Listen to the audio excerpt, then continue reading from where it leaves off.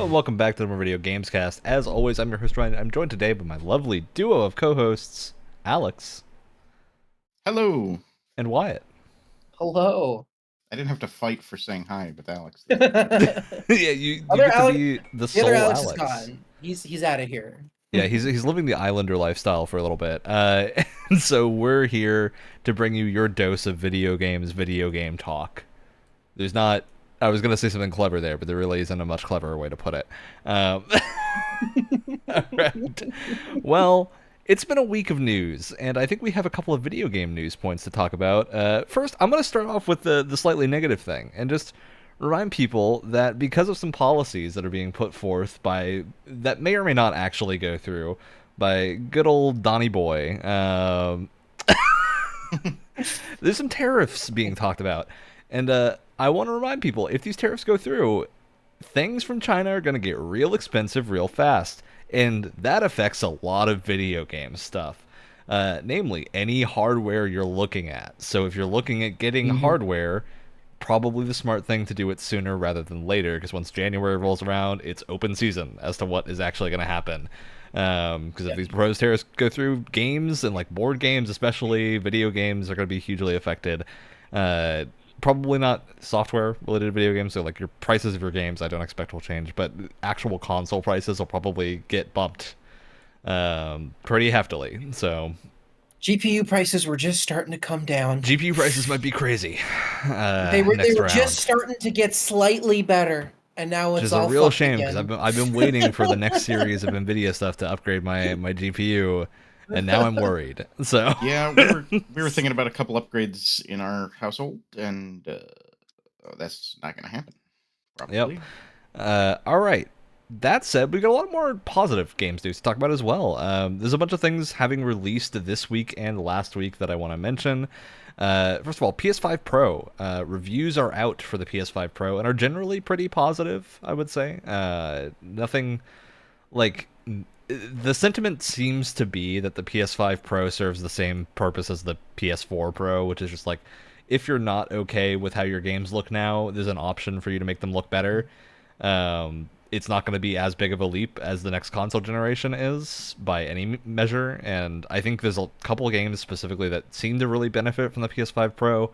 Mainly being FF7 Rebirth is being thrown around a bunch as one that really benefits from it, because there was a lot of like... Rebirth doesn't look great on its performance mode. It does look pretty good, but you can tell that it doesn't look as good as it could, and the graphics mode looks gorgeous. And now you can have both if you get a PS5 Pro. So there's some benefit to it. I don't think any of us are planning on picking one up. No. That price tag's hefty, and I think maybe if I didn't already own a PS5, it would be something I'd consider. Yeah, if I didn't have a PS5, I probably would get it. But yeah, I think that's probably...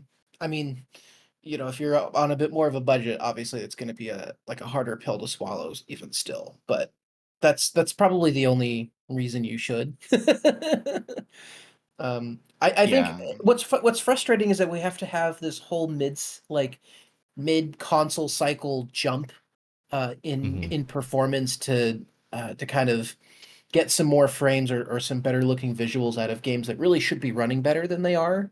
Because I feel like we've seen a lot of examples recently where games just don't run that well on any graphics mode, whatever you set to it, and that just shouldn't be the case considering, I think, how powerful the PS5 still is, which is kind of frustrating.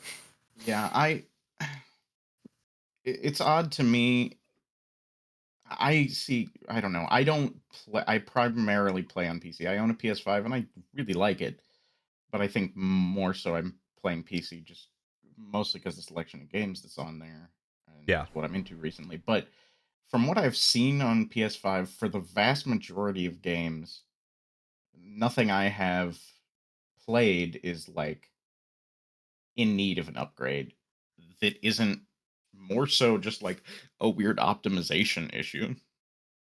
Yeah, for sure. Like there's some indie games. I know Sable comes to mind. Awesome game from what I've seen. I haven't played it too much myself, but my partner had played it. For some reason, runs worse on the PS5 than it does on the PS4. And like, I don't know if the Pro.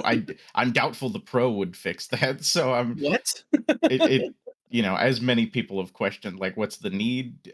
It sounds like from Final Fantasy VII Rebirth, there may be a need that I wasn't as aware of, but That's bizarre. I don't know. It seems more to me. It seems more like it's on the game or the developer at this point, but I obviously don't know that much about the back end. All right. In other cool news of a thing that came out that I think is just really cool, this is like a very minor thing, but I think a lot of people will like this. The E3 2003 demo for Halo 2 has been released for Halo 2 Anniversary. Master Chief Collection. It's a workshop mod. I don't know if this is actually like an official thing or not, but somehow someone got the Halo 2 2003 demo working, which is very cool. Which, for people who don't know, the Halo 2 demo is kind of infamous because it was shown off. It was supposed to be the first like gameplay reveal for Halo 2. It was made in this custom engine, and it was super ambitious and also super buggy. And also not So this is of the game we got. The person who released this on the workshop is a community, or not a community, a developer at 343. So I imagine this is like not official, but some degree of developer support, right? Like it's a thing that was made possible because of development resources. I'm sure too that cool, since they're a developer, had Xbox 343, Microsoft, whoever wanted to put an end to it, if they didn't want that out there, that would not be out there. Yeah, it actually looks like a cool workshop here. There's some stuff of like map packs that have been excavated from things that are really cool. Multiplayer maps that weren't there. So it seems like this person just really likes getting this old Halo stuff available again, which is very cool. I always just like to signal boost that type of thing because it's very fun to see video game preservation efforts. Yeah, game preservation. It sucks when something gets lost, and it happens a lot, especially in video games. Yeah. Okay, and other wacky news. Death Stranding, the IP, is now with Kojima Productions. No, formerly it was a Sony IP. And Death Stranding just kind of popped up randomly on Xboxes a couple days ago. I had no idea. This is the first time hearing of it. It was very cool. Very excited about that. Great game. I'm excited more so that the IP is in Kojima Productions' hands. I didn't actually know this was specifically like I presume a Sony IP before this, but the actual Death Stranding IP is now them. Yeah, totally. Because like it seems like they have to have done something right to convince them that this is worth the effort. So yeah, Sony I'm very does excited not to seem see more. so I don't know, so into the idea of having very exclusives nowadays. Yeah, it's interesting. I mean, like it seems to be a process that most console makers are following now. I am curious too because I think we got Physent, which is the Kojima Productions stealth action, definitely Metal Gear inspired game, which I believe is a Sony like funded project. I could be talking out of nothing there, but I believe it is. And so a lot of things that I had seen. Oh yeah, it was announced at a State of Play. What's it called? Physent. There's no actual footage of it yet. It's just announced at a State of Play. That's why I was hardly remembering it. But yeah, it's meant to be a stealth action franchise, but there's a bunch of stuff where Kojima said it's meant to be a game, but also a movie, and I'm just like, whenever anyone says that, I get concerned. Oh, Kojima, you silly man. I love me some Metal Gear Solid 3, but that movie starts out with over half an hour of cutscenes, if I remember right. I do love Metal Gear Solid 3, and I'm very excited to play Delta. But yeah, I hope this all goes well. And that's most of what I had. In terms on of the subject of Metal Gear Delta, I find it odd they haven't released a date for that yet. They seem to be like weird ramping that it's still marked as this year. They're like ramping up the trailers and stuff too. They're not going to do like a shadow drop, are they? That would be crazy if they did. I don't. It would be the least stealthy shadow drop ever. Konami might, I think, break the internet for a little bit if they went for that, but we'll see if that's actually it. Might not be the worst marketing strategy, just like shadow drop it at the Game Awards or something like that. Yeah. You know, Yeah, kind of crazy. I could see Can't that. say it would be bad. We did get more information about the Nintendo and Palworld lawsuits going on right now. Oh boy. Or the Pokemon Company and Palworld Pocket Pair lawsuits. So the actual patents, there were 3 of them, and one of them was the throwing the ball thing, is now patented by Nintendo. So it's specifically like throwing an object to catch a creature is a patented thing, which I feel like that won't hold up. So this lawsuit Yeah. is in Japan and not the U.S., right? I believe so. Because like what I've Granted, been hearing, none here, of I us was are like, copyright lawyers. yeah, from what I understand of U.S. law, seems like it wouldn't fly, but I really don't know that much about U.S. so law, and I know the payment way amounts less are about Japanese. in Japanese yen. To be honest, like it's also not even that crazy. Like they're asking for, I think someone did the math of the conversion rates, and it's somewhere around the realm of like $100,000 or around that. Like it's a weird amount of money where it seems like this is maybe not worth the legal fees at this point to keep I almost feel like they're doing. just trying to prove a point, but Which I wonder if that's the point, right? If the point is to not actually shut down Palworld or anything, but the point is to just make like flex the Nintendo muscle of we own this franchise. I And also it's not know okay to that just go doing it again. at least with American copyright law, there is some. I believe, like Ryan said, not a copyright lawyer, but I think that there is an extent where like you have to make an attempt to shut down or you have to try to protect your own copyright, otherwise it basically means nothing. And Yeah, if it like means if you're not defending your copyright, it is no longer treated as being a copyright to some degree. yeah, so I almost wonder if they're just trying to protect their own assets there. I don't know if that applies in Japanese law though. I don't know. I would be interested to find out what the intricacies of how this Smarter works people are. probably have talked about this. Yeah, I would definitely recommend Ninmax. One of their cohort is a video game IP lawyer, and she has a lot of very interesting information on how this lawsuit and other things about like what. She's also talked a lot about the Shadow of War and Nemesis system thing, Rest which is in peace. very interesting. Cause like there's a lot of intricacies with video game copyright in that you cannot copyright an idea, and a lot of mechanics fall under those realms where they're simple ideas, right? But you can copyright specific interaction methods and like specific things. So it can be things like there's some weird wording with the Nemesis System 1 where it's about like the hierarchical design of the UI and the menu as part of it, and a bunch of other stuff like that. Which is still like restrictive in that you can't do the same thing they have, but it's not actually as closely related as a lot of people think it is. Like it's why Warframe can get away with doing the sort of like pseudo Nemesis systems that they do, where instead of having a hierarchy, they have just one person, stuff like that. I really would like to see more of the Nemesis system. If they're holding, feels like a great fit for superhero games. Oh god, I don't want to go on this rant. I have some ideas in my head that I think would be great for it. But yeah, I agree. I think that they did that kind of mediocre, but I enjoyed enough of the ideas that not Batman game, Arkham Knights, I think. Yeah. That I feel like could fit the Nemesis system in there quite well. Gotham Knights, you mean that one? Yeah, Gotham Knights, whatever it was. Yeah. Totally. I definitely. I think I'm the only person that played it. But the weird thing with Batman is that WB owns that license, don't they? That's what I'm saying. So, it's like they should be using that in their own game. At that point, it's not even a matter of copyright. It's just why are you not using your own thing? That's what I'm saying. Like they already own it. Why aren't they using it?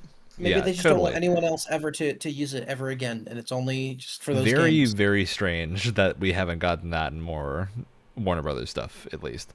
All right, but guys, live service. They're too busy making live service games. And I feel like that just has not been going well for a lot of people lately.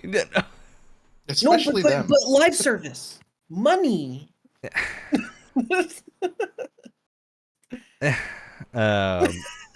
That's all I have to say. Yeah, a couple other minor things. The one that we're all a little disappointed about is the team behind Prince of Persia: The Lost Crown has been disbanded. it seems like most of them are still at Ubisoft. They've been shuffled around to different projects and stuff. So at least the team is still intact in some degree, just working on separate things, and that's unfortunate. Just because Lost Crown is one of the best Metroidvanias to have come out in the last few years. And they made those excellent 2D Rayman games that are so much fun. Yeah, it's the same. Granted, a bunch of people on here are working on what Ubisoft has built as like a spiritual successor to Rayman, or like possible actual successor to Rayman. So they might be working on something really cool, but it doesn't make me any less sad that we're not going to get a follow-up to Lost Crown, because that game is very cool. Well, and what bothers me is that the studio, the one that gets shut down, is the one that's probably made the best reviewed Ubisoft game we've gotten in a long time. Yeah, which is that's the biggest disappointment. I know sales figures probably weren't great, but it sucks that it has to come to that, you know. Yeah. I feel like you can build. No, I'm not a producer here or anything, but like, I feel like you can have some smaller, really good titles to build sales up to a mega franchise. Mm-hmm. Well, it's just always frustrating that it feels like the games that Ubisoft produces, the ones that kind of scale back their scope a lot, and the ones, because of that, they tend to do a lot better just from a design perspective. We talked about this in our Star Wars video, but I feel like they have really talented people working on Ubisoft games, and I feel like if they kind of rein in their scope a lot of their just hone in on what they're good at and what they want to, and the new things. Those are always the ones that don't sell well. That's the frustrating part, or sell as well, I should say. Well, honestly, my suspicion with that is that Ubisoft is just forgetting the fact that they often do that shift after a bunch of bad games come out that they've made. So I'm suspecting it's not the quality of the game that matters at this point, it's the reputation. And yeah, I expect that's a lot of what they see with Ubisoft stuff, is just like the reputation of the games behind it.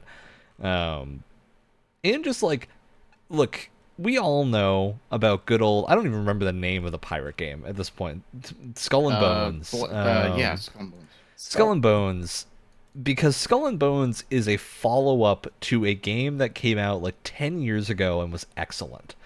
Black Flag was one of the best like pirate games ever, and it's not even a pirate game, it's an Assassin's Creed game, and people just wanted another one of those. Yeah, one of the best Assassin's Creed games. So now you have this question mark of just why did they not just sit on their laurels and do the same thing again? Because if they were going to do an iterative sequel to anything, it should have been Black Flag. I'm really feeling like I might be making this up. Did I hear that there was a Black Flag remaster? You did not make that up. That is a rumor going around right now. Mm-hmm. I don't know if we've ever gotten confirmation of this, but the rumor is that Ubisoft is close to finishing a Black Flag remake. Why? I don't know, because Black Flag still is excellent. You can play it on every modern thing. It works really well. Still looks good for a game. Still looks great. It still has some of the best looking water in games. Like, absolutely. Like I can play that on my Nintendo Switch and it looks rad, and it runs well too. Like that's the crazy thing. At least Ubisoft has been a game on their Nintendo Switch ports. Yeah. Shockingly. Wild to me that we haven't got the follow-up to that. They're probably not rushed on them. But here's the thing: we have nothing to worry about because they're still working on Beyond Good and Evil 2. Beyond Good and Evil 2. Don't even say it. I don't believe that game's real anymore. I read a thing recently where they were like, "Yes, we are still working on it." They keep saying it, and I don't believe it's real. There's no way. I swear. Hold on. No, I believe you. I don't believe that it's actually real. I think they're gaslighting us. Because the reason I brought that up was to mention the Goro Majima Yakuza game that's coming out, which is the pirate in Hawaii, which looks rad and is the first game to, like, at least AAA thing, to bring back that whole design of you can be on pirate ships sailing the land around Hawaii and do all the piratey things, including boarding the other ship and starting a fight. Because the fact that Skull and Bones didn't have boarding and starting a fight as a thing. Nope. So if you want to board in Skull and Bones, what happens is it plays a goofy little cutscene. It plays a goofy little cutscene and you go rah, and then they die. The boarding was the funnest part, or some of the funnest parts. Oh my god! Every single pirate game, back to Sid Meier's Pirates. The boarding is the best thing. This is No, not a Skull and Bones this episode. I don't want to get ties too much into in it, to but what I insane. what this episode is about, which is like sequels and spiritual successors. Is our topic today, and we went into the pirate conversation, so it's a good point to kind of move into that. There's two other things I do want to mention while we're here, because there was a couple other things that happened this week or the last couple of weeks since we've done any type of news talk. One of them is that Firewalk Studios has been shut down. This was the Concord developers. So they have been shut down and dissolved completely. I don't think that surprises any of us. I feel bad for them. It is really unfortunate. Like, I think that game was not bad enough to warrant that level of scorched earth. But it's caught in one of those scenarios where the game has had so much negative press just on its entire existence, and the fact that it sold really poorly. I think it convinced people that it was a bad game, which it really wasn't. It wasn't like it didn't blow my socks off when I played the open beta, but it was fine. It was functional. Yeah. Not the most glowing recommendation, but it's not terrible. I've definitely played worse. I'm not sure I fully understand or comprehend or whatever their initial idea to shut it down so soon. Yeah. I did not play the game, but I've played some mediocre games before, and when they became cheap and enjoyed them and spent some hours in them and spent maybe $20 on them or something.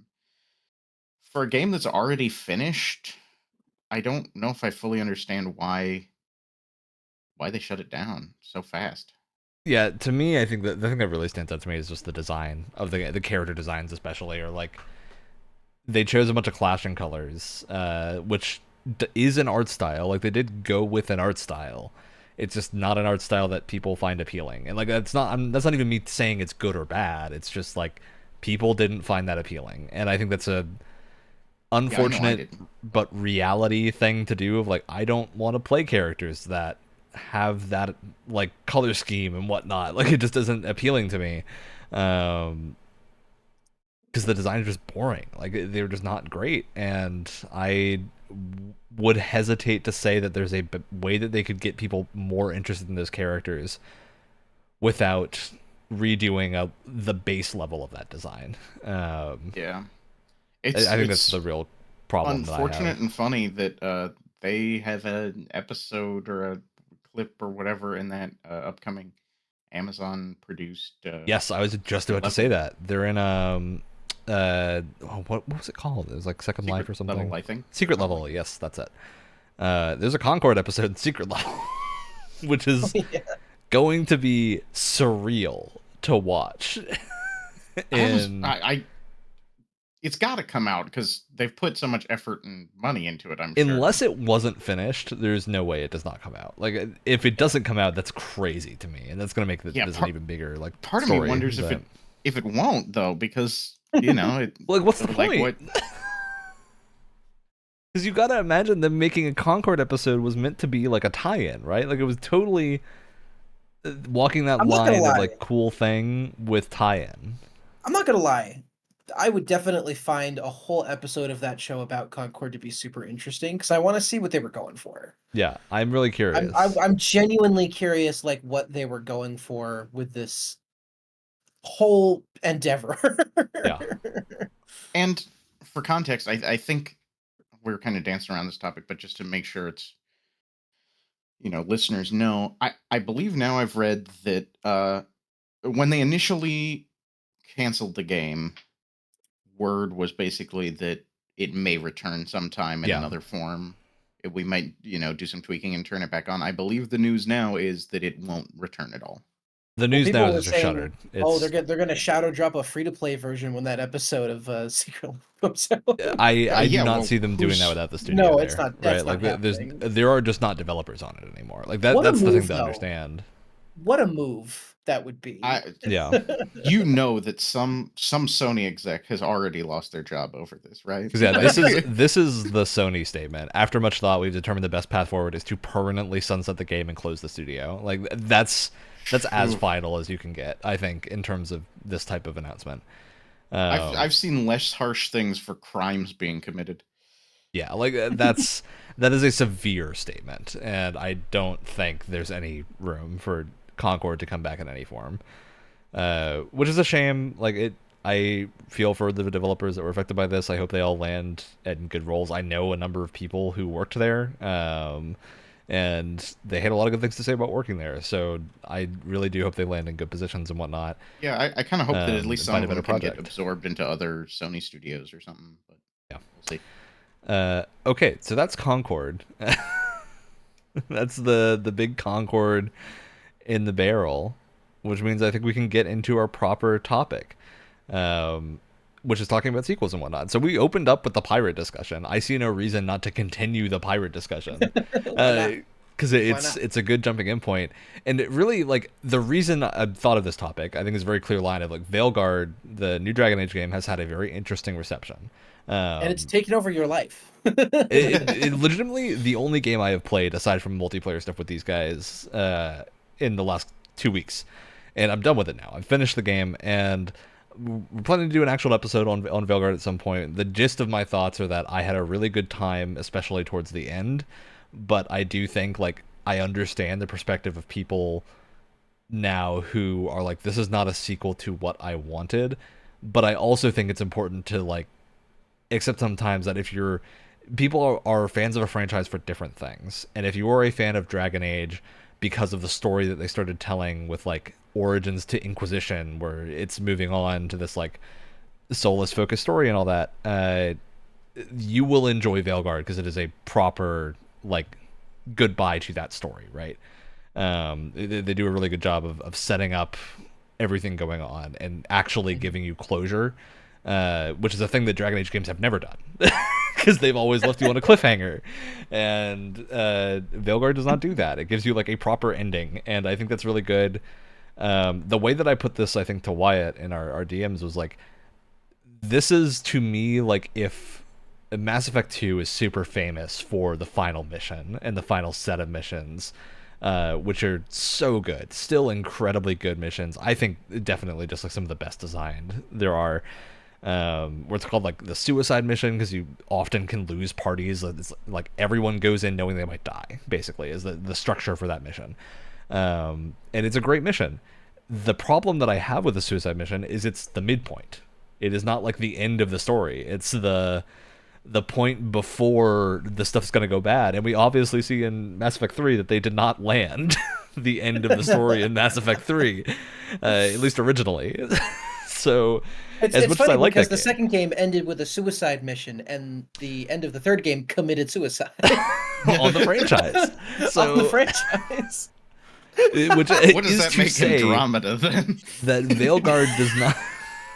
Look, we don't want to talk about that makes Andromeda. It's like a reanimated corpse. It's the dancing puppet on the grave.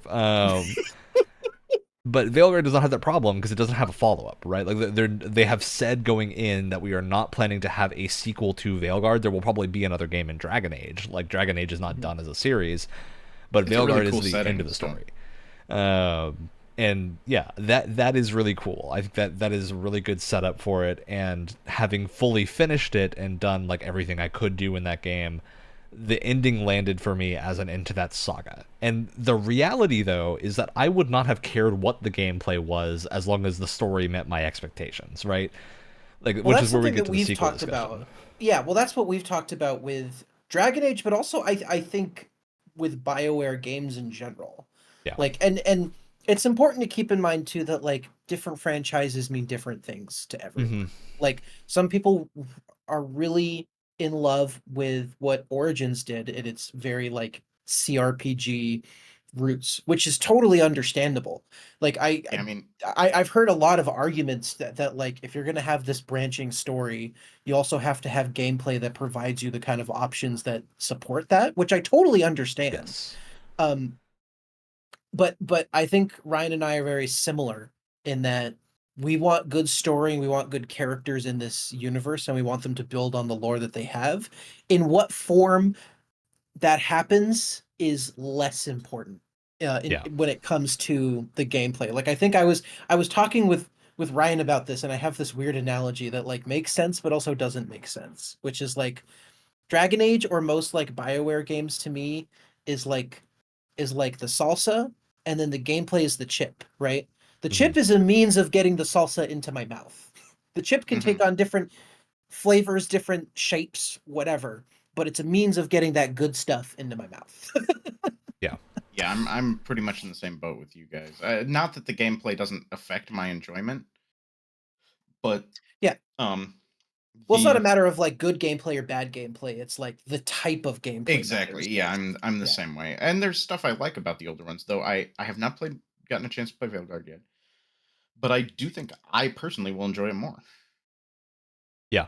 I also think, like, the thing for me is that is not a true statement across every franchise, right? Like, if you were to talk to me about Dragon Age, my answer is I care about the story. I don't really care what form the gameplay takes as long as I'm provided the story and characters that I want.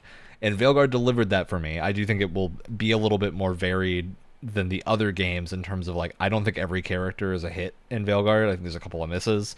And, oh boy, we'll talk about well, it. Yeah, we'll talk about that when we get to the episode. Granted, I do think they all have redeeming qualities. Like, I think there will be people that like each character. I just think for me there were more misses in Veilguard than there had been in past Dragon Age games.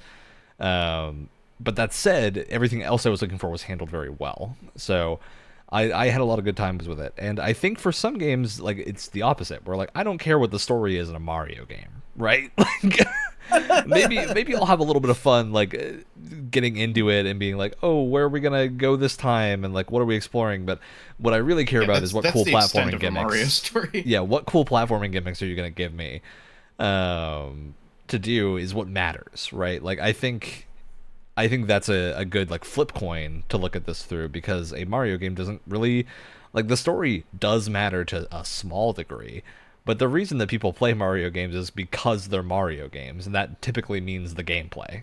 And I mean, not when is the last time a Mario game had a story that was anything different than what you expected in a Mario game, though, too? You know? Yeah. For sure. And I think it's like Nintendo's in a really interesting position when talking about franchises, because I think they have an expectation to be a lot more varied than basically every other developer. Where, like, a Mario game is the only preclusion to being a Mario game is that Mario is in it, right? Like, there's not really any through line you can draw through most of them. Maybe, oh, he jumps.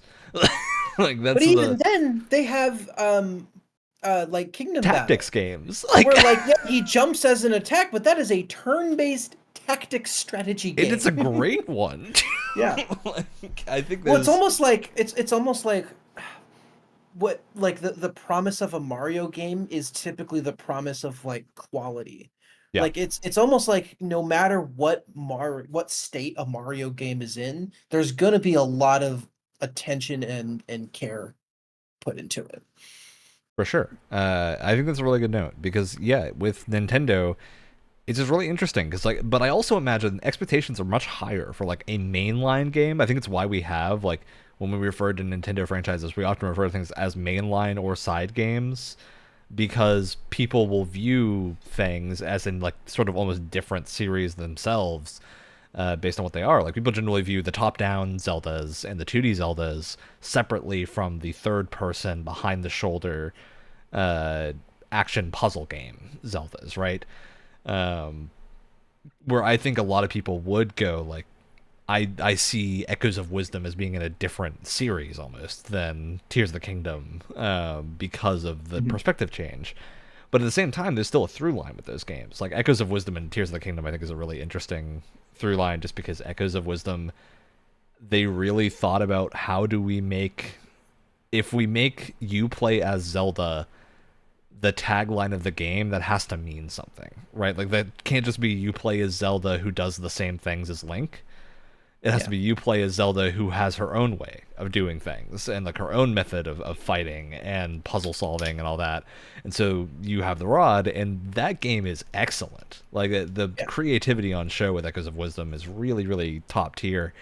But it still feels like a Zelda game, because it's still connected by the structure of Zelda, and less the gameplay mechanics, but more of the, like, I'm going to go to each area of this map and do things in each of these places and solve puzzles and, like, follow through the main structure of a Zelda game, but I'm not going to have the same gameplay. Like, I'm going to be doing very different things to solve these things in each area. which is really But cool. even the structure of a Zelda game has been played around with a lot. I mean, for sure. when like the first Zelda game, they told you very little. You really have to like figure things out for yourself, and even then, a lot of it is like cryptic hints. It wasn't until like Link to the Past where it really started becoming a bit more structured, and that's kind of how it was for a while. And you have like And each of the then temples to go to and that type of thing. yeah, you got to get your temples, you got to get your gear, you got to go here, you got to go here. And then Breath of the Wild just threw all of that out the window entirely. Breath of the Wild and pretty much went back to NES style design. Or yeah, the and with a lot style. more direction of like where to go with, you know, Sure. objective markers and stuff like that, but way more open than what we had before, but it still felt like a Zelda game. Well, it's really interesting, yeah, because I think Breath of the Wild is the one that's in the weird place for me, because I love Breath of the Wild. I had a fantastic time with that game. I still replay it occasionally, and think it's so much fun to go back to, even post Tears of the Kingdom, just because the puzzle solving in Breath of the Wild is very different from Tears of the Kingdom, because you're working with a different scale. Like you're not looking like, how can I break every situation here? You're more like, what tools do I have to solve this? Whereas Tears of the Kingdom lets you get a lot more in the realm of like, I'm going to tear apart the game engine to do a cool thing, which is also like, very I'm going fun. to ignore everything, and that is totally viable. Yeah, like that's a type of design that I really like. But I do think like playing Breath of the Wild is really interesting, because I don't love it as a Zelda game in terms of like the mainline series, because my favorites are Wind Waker and Twilight Princess, which are the ones that at least I grew up with. A man of taste, I see. And like I have nostalgia for that era of Zelda, which granted, like Wind Waker was received super weirdly when it came out from like people that were fans of Ocarina of Time, because it was a game that had like a kiddie art style. It had all this other stuff that at the time people were like pretty opposed to, and now it's one of the most beloved art styles in games and like stuff like that. So opinions change over time and all that, and I think it's just a really like Zelda as a franchise. Those Zelda games is sound really good at cool. tracking. I wish there was a way I could play them, Nintendo. Dude, you know what's wild to me is Nintendo announced the Xenoblade Chronicles X port to Switch.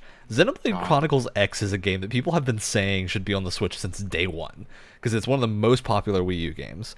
Great Xenoblade game, big like sci-fi thing. You have mechs and you can run around in the mechs and like fight with them and stuff. Really cool stuff in that game.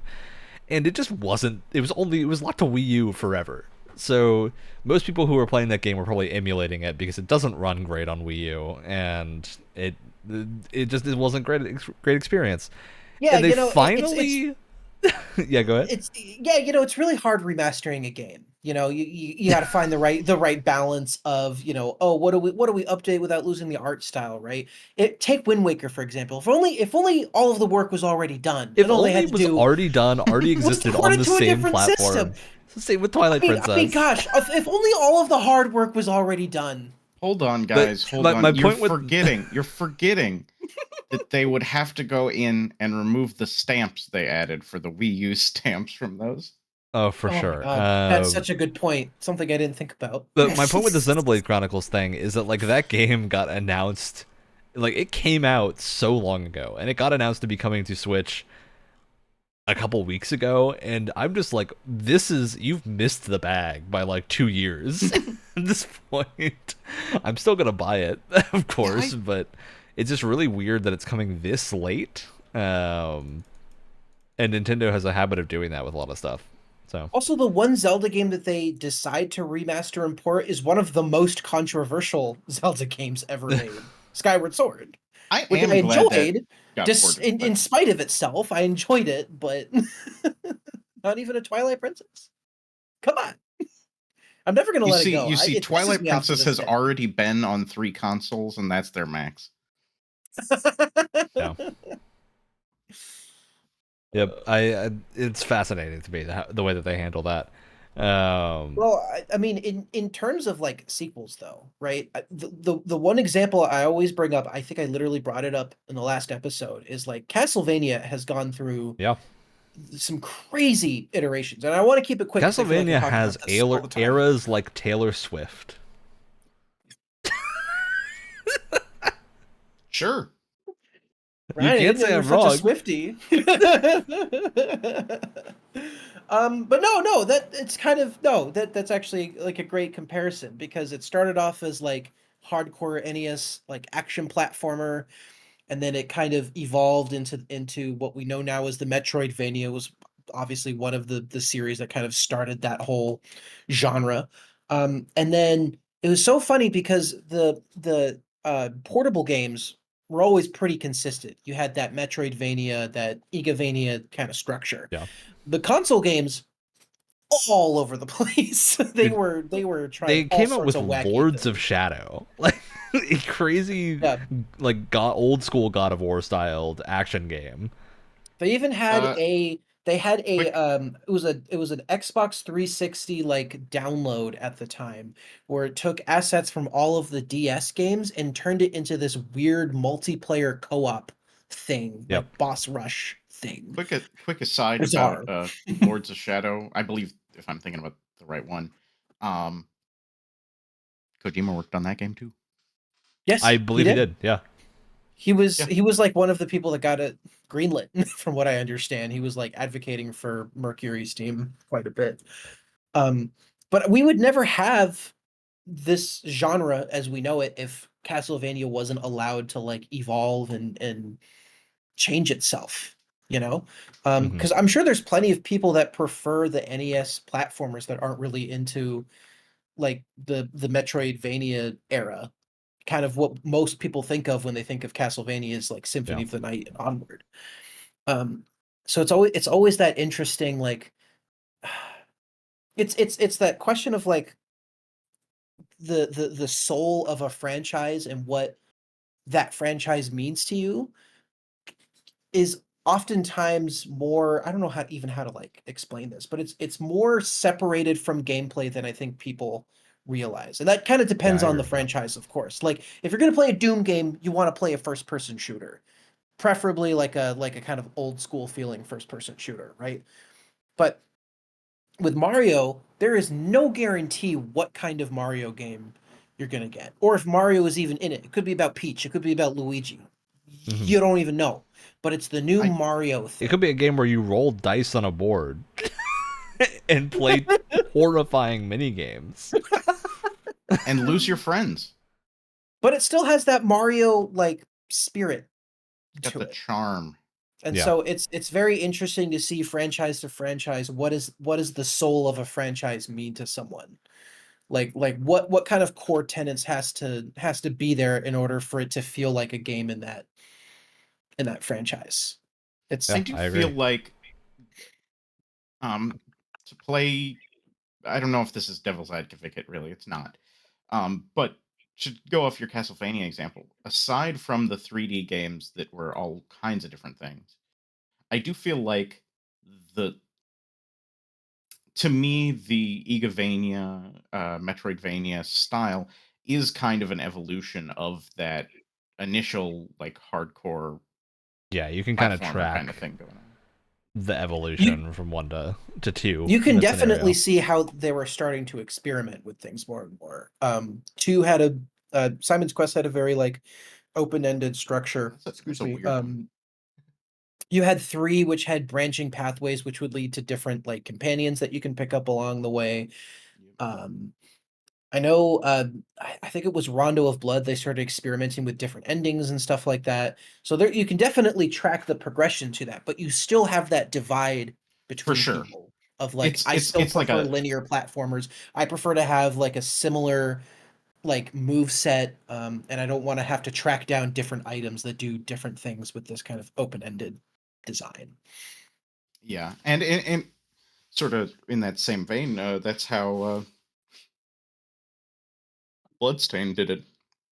Yeah. They emulated both of those styles to make two different games. But Bloodstained's also even more confusing because Bloodstained is produced by Iga, Yeah, Yeah. who is responsible for the Igavania He's just kind of um, continuing his work. era. Like he's just like, oh, we're just Yeah. gonna keep going. yeah. I want to see what he does next. But it's also interesting to me Nope. because I think there is like a point to be made with Metroidvanias, especially, in that Metroidvanias have like a really strong core design that Mhm. most games that are a Metroidvania follow pretty closely. You get some that go pretty far out, and like Animal Well, you don't have any offensive abilities, at least for a long time. And it's basically you're figuring out how to progress with mostly like stealth or distraction things for a long time. And I think that's really interesting. We've played a number of Metroidvanias for Games Club because they make a lot of them wind up on Games Pass because there's a lot of them that get made. It's a very popular genre for indies. Uh, and like I think if you told me they were in the same series because of their gameplay, I would probably believe you for most of them, even if they look completely insanely different. Like playing Ghost Song, which is excellent, feels very similar to playing Record of Lodos War, D-Lit in Wonder Labyrinth, which is insane name of game. I'm sorry, what? Probably the best Metroidvania I've ever played. Super good game. But yeah, they've got like a super strong cross genre or cross series design language that is very fun, especially with all the twists that get added. That's kind of where you get into like the spiritual successor as well. Yes. Like if Like you that's if you have Bloodstained, a right? franchise, if you have a series of games that's a Metroidvania, that's kind of its soul is that structure, Yeah. right? But again, you hop over to other series, other types of other like genres, it really changes what the core of that franchise is. Like for example, I'm going to use this just because I have Steam open on my other monitor and this just popped up out of nowhere. Um like something like a David Cage game, right? Has a very specific feel to it. David Cage games are very cinematic, they're very choice heavy. You get on to Omicron the Nomad Soul. Yeah, it's like if David Cage and his team all of a sudden just made a multiplayer shooter out of nowhere, you'd be like, what happened? What's going on here? Yep. You know, it's what you kind of come to expect. Or like if the next Detroit game was like a top-down action RPG, you'd be like, what is this? What's happening right now? Are you sure David Cage was responsible for this game? Yeah. No, totally. I think there's a sort of a thing to mention here too, that like there's sometimes stuff, and this is what you were getting at as well. There's sometimes games that aren't even sequels but are like clearly sequels made by the same team or whatever. Mhm. You know, this one's super obvious, but off the top of my head is just like Dark Souls and Elden Ring. Yeah. If you handed me Elden Ring, I mean, after even I Dark Souls played and Dark Souls Bloodborne. 3, yeah, you could convince me they're even in the same series, you know? Oh, sure. Yeah.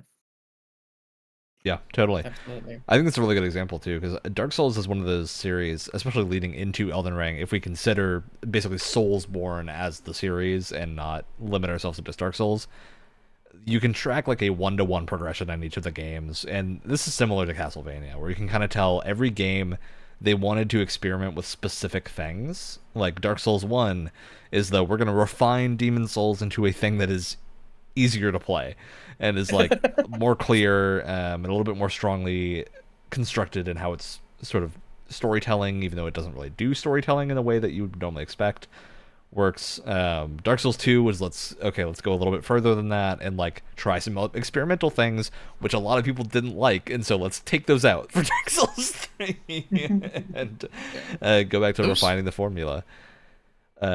Which like I like all of the Dark Souls games. I even enjoyed 2 quite a lot, and I think it's just a really interesting series to kind of track the progression of, especially because Elden Ring and Bloodborne, you kind of hit the end point of what you can do with their system.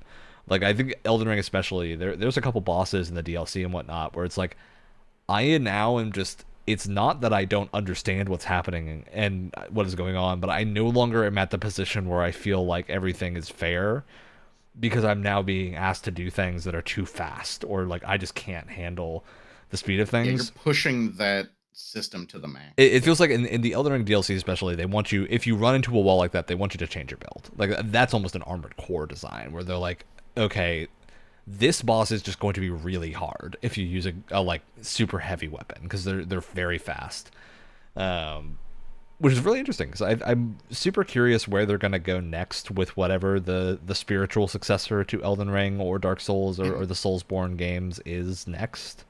While we're talking about like sequels and expectations, I do feel like for a franchise like that that's gained incredible popularity over the past I don't know, decade or so. Yeah. I think that whatever they do next is going to leave somebody upset if it's not the same, if it's not more of the same, you know? Yeah, they're in the position with Souls now. I knew a few people, I saw a few people online. I didn't know anybody in person because I'm friends with mecha fans that were saddened that Armored Core wasn't like a Souls-like game. Obviously, most people knew that going in, but There's also a lot of Armored Core fans that are sad that it's a little bit too Souls. exactly. And so, like, I just can't that win. company has such high expectations as of late that, like, yeah, for sure. I think that a game like Elden Ring really met expectations, like, surprisingly well with how much was people were anticipating that. Yeah, which honestly, like Armored Core 6 also, I would say, met expectations very well. Because they're really damn good at what they do. And that's where the FromSoft kind of confidence comes in, and I would almost say that's the same as Nintendo, where now it's no longer about like what the franchise is; it's about the quality level that they tend to hit. Because the expectation of a Souls game can't be Souls game anymore, because we did it. We did it 100 times. Like 1,000 different developers are making Souls likes now and trying their own spins on things. So what is going to be the new thing that they try to do? And I'm really excited to see, because I do think like pursuing more of that Sekiro style, where it's faster paced and more like focused on parrying and countering and death blows, is very interesting. Just because I would say that no game has really nailed the Sekiro system like Sekiro has. And I would love to see a follow-up. I haven't seen nearly as many attempts about it either. Do you hear like Rise of the Ronin, a bunch of other games? Tsushima's a little bit along the line. Things like that are very cool to see. And another good example of like, you never know what you're going to get from this studio, but you can always feel their presence. Supergiant. Yes. I mean, Hades 2, not even officially out yet, is their only direct sequel. It's kind of crazy when you look at their past, right? They did Bastion, which was kind of like a top-down kind of action RPG adventure type thing. And then they did Transistor, which is this crazy hybrid, like turn-based real-time action thing. Strategy thing. Super unique. And then they did Pyre, which is kind of a sports game. Which is nuts. And then they did Hades, which is a roguelike, and this is their first ever sequel. So again, it's like Supergiant, another one of those developers where like you can always feel like they have really great dialogue, they have narration, they have their set of like voice actors that is in like most of their games, but the soul of them is really, again, like quality. Like no matter what they do, it's always going to be super highly polished, really well made. And typically, you know, gorgeous handcrafted visuals on top of it. Yeah. I feel like with them as well, Hades is probably their biggest hit. I think actually that's not even a probably. Hades that's is their just biggest a I would say that's statement. unequivocally true. Yeah. And but I don't get the feeling that they're doing Hades 2 because Hades was successful. I mean, I think they have the money. They know they have the fan base. Yeah. But I get the impression that they probably wouldn't do Hades 2 if they didn't want to do Hades 2 on their own. Yeah. No, and if you play it, like you definitely get the impression that there's a lot of things that they're doing that maybe they wanted to do the first time around. But then, you know, budget, time, whatever it may be, they didn't have the ability to do. But you can definitely tell that they're trying to get more out of and whatever their original vision was. We've all done game work that, you know, months into production or even after a game is released or a certain deadline is met, you go, wow, there'd be a really cool way to introduce this into it. Yeah, for sure. Oh, the amount of stuff that's cut out of games that would make a decent sequel. Like you'd be surprised how much content is left on the cutting room floor a lot of the time. Yeah. I mean, that's often a sequel ends up being things that developers had wanted to put in the original or had concepted, and we're just like, we're just doing too much. Like we just gotta not. Yeah. And there's a misconception a lot of time that stuff is like taken out of the game. Generally, that stuff never got made. Like we thought of it and are just like, oh, like I mentioned, that's how a lot of Mario mechanics work. Is we're Oh, concepted like probably. some insane stuff. Like however the sunshine stuff came around, I'm sure was like some crackpot note on a whiteboard somewhere that Yeah. got pulled when they needed a mechanic and stuff like that. So yeah, like I think it's very In a fun to in a track where those things come from. similar vein to how often, when you see a leak or a modder or whatever that like restores some cut content, or they include cut content on a bonus disc or whatever, do you see Hmm. it and you go, oh, so this did get almost made, but we're talking like pre viz on these cutscenes. Like, Yeah. a picture of a whiteboard here or something. you know Another interesting note, because we've been talking about games changing from sequel to sequel as a whole, but I think again Veilguard brings up a very interesting topic of like you have that soul or that core of a franchise, right? But that also extends to presentation, because that Hmm. has been such a big like topic of discussion for Veilguard is the very, especially if you're someone like me or Ryan who played, or all three of us who played Yeah. Inquisition and then went right into Veilguard. It is kind of shocking, just the art style change. But does Yeah. that and the interesting thing is like how far can you stretch an art style? Well, that's How interesting how too, because how that much can you then pulls us change? back to like Wind Waker and Ocarina of Time, like the difference between those games. Well, that's a completely different scenario though, because Zelda games really, we can pretend that the Zelda timeline is a thing. It absolutely isn't. Every Oh single god. Yeah, game they're a is lot just less related their than own. Bioware stuff generally is. Zelda games are just their own thing. I mean, how many direct sequels have we had? Like uh, Majora's One or Mask. two. Majora's Mask. Uh Tears of the Kingdom is a direct sequel. uh Uh, the like DS games that came after Wind Waker, oh yeah, it's like Phantom Hourglass and Phantom then Hourglass, Spirit Spirit Tracks, I think. Tracks.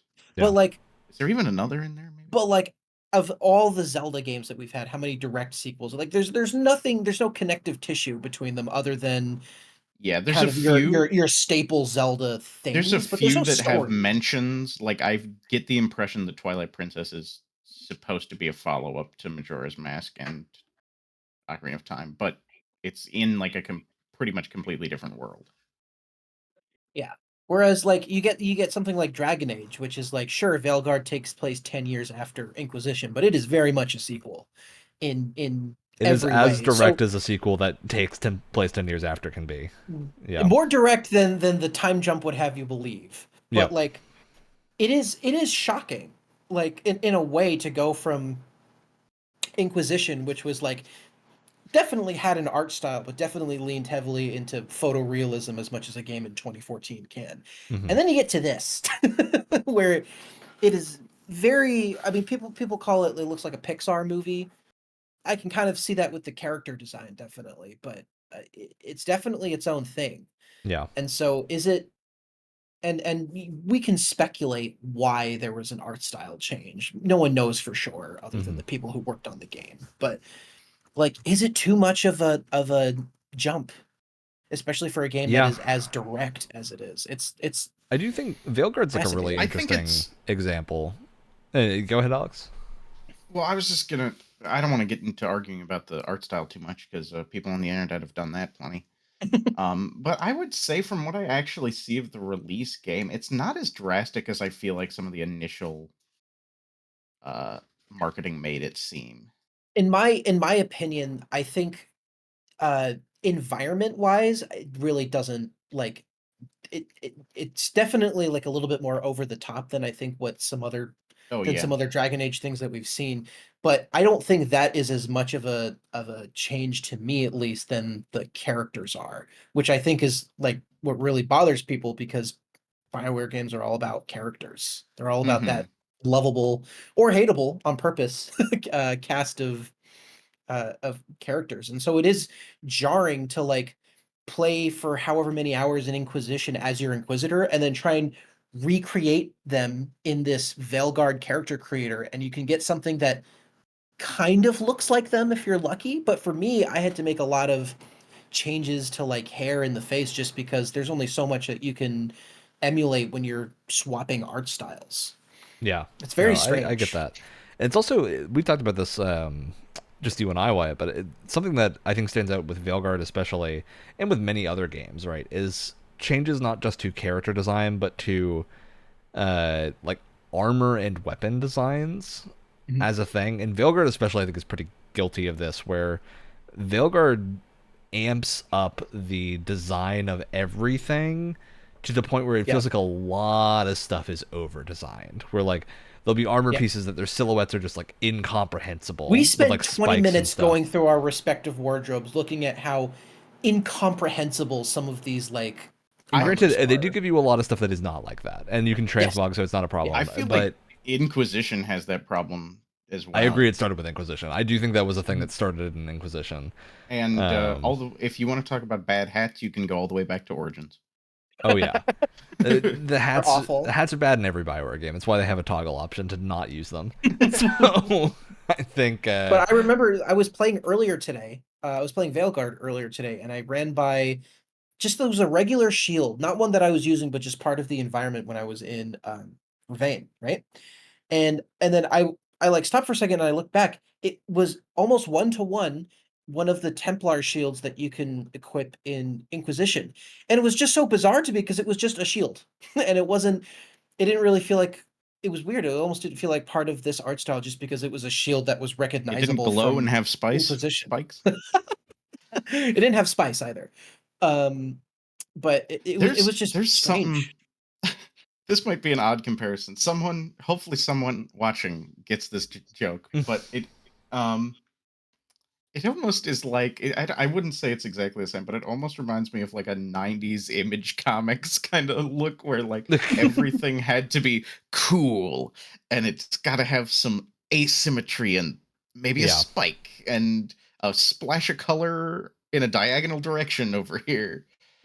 Well, it's the thing that gets me about it, and I think this is true for many games and not just Veilguard, is the change in color palette. I think is like a really noticeable thing, specifically for armor and weapon designs. I'm not talking about the whole color palette, because I think the whole color palette is still very much in franchise with Dragon Age, but the palette that weapons and armor use, and this is like my best guess, and this is purely a guess, like no basis to the statement in fact at all, but it feels like they took whatever would have been the like faction choice of whatever the live service thing that got canceled was, and had to retain a lot of that for the single player game that came afterwards, in the fact that like you choose a faction at the start and they each have very like World of Warcrafty armor designs related to the faction,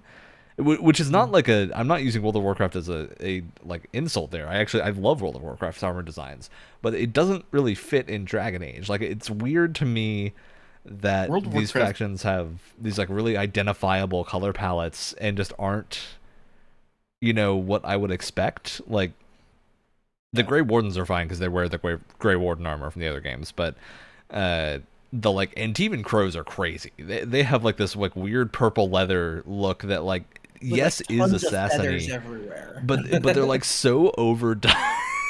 Yeah. Well, they haven't really had like a defined look at all in previous titles, unless I'm missing something from maybe Dragon Age 2. The Antivan crows are Dragon really Age 1, interesting. It's just one guy. It's like one dude who wears elf. like green and gold armor. So I don't know. That's like an interesting point that I think we'll talk more about whenever we do a Veilguard discussion. But I think in general, it like at that point it is hard, aside from the Grey Wardens and Veilguard, it is hard to draw a like design link to any of the other factions. And part of that is just that like they didn't appear in the other games very much. Like Shadow Dragons is a new faction, so they're completely separated. But generally, like the Antivan Crows are like the only other faction that showed up in the other games, and they just didn't have a design. Like, you never got close to them, you never visited or talked to them very much. outside of the one companion who just wears whatever armor you put on him. So there just wasn't really like an identifiable design trait He'd there. prefer to wear nothing at all, but he would, yeah. Sorry, Zebron. I just think it's like a hard thing to talk about in track just because it's not. There's no specifics to Dragon Age because it hasn't been a huge thing, but it feels hard to carry that design language into a fantasy setting the same way they do in something like Mass Effect, where in Mass Effect it's very easy to identify factions and whatnot because of color, but that's more fitting for a sci-fi setting, which has like the heavily plated armor and like crazy looks that spacesuits would have and all that.